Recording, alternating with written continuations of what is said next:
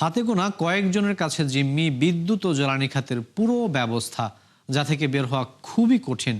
বেসরকারি গবেষণা সংস্থা সিপিডির এক অনুষ্ঠানে এসব কথা বলেছেন প্রধানমন্ত্রীর অর্থ ও পরিকল্পনা উপদেষ্টা ডক্টর রাশেদ আল মাহমুদ তিতুমির। তিনি জানিয়েছেন, মূলত আমদানি নির্ভরতা থেকে তৈরি হয়েছে ভর্তুকির চাপ। বিস্তারিত জানাচ্ছেন রাকিব হোসেন।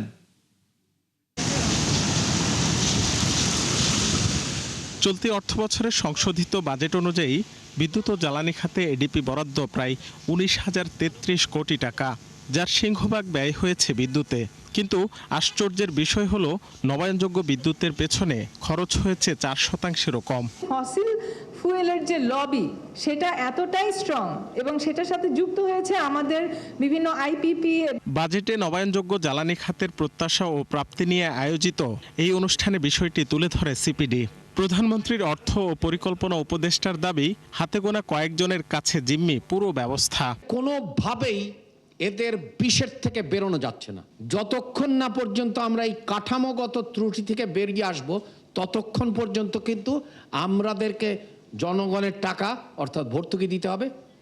অন্যদিকে সহজলভ্য হবে না জ্বালানি। 2034 সালের মধ্যে দেশের অর্থনীতিতে $1 ট্রিলিয়ন মাইলফলক অর্জনে শিল্পায়নের বিকল্প দেখছেন না উপদেষ্টা রাশেদ আল মাহমুদ তিতুমির। এজন্য আমদানি নির্ভরতা থেকে বিদ্যুৎ ও জ্বালানি খাতকে বের করতে চায় সরকার।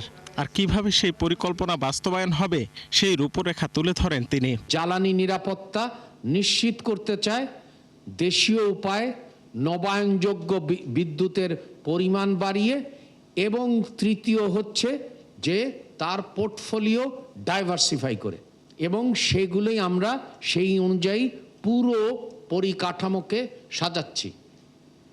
এবং এটা যদি না করা যায় তাহলে কীরকম পরিস্থিতির মধ্যে হয় তা তো আমরা দেখছি। আমাদের দেশের কনটেক্সটে one of the challenges nuclear energy to have a clean safe nuclear energy, it takes time. It's not an overnight solution. আপনার earliest from the start till the production it will take around 4 to 5 years.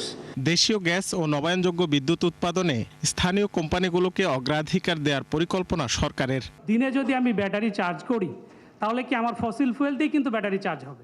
Rakib Hossain, 71, Dhaka.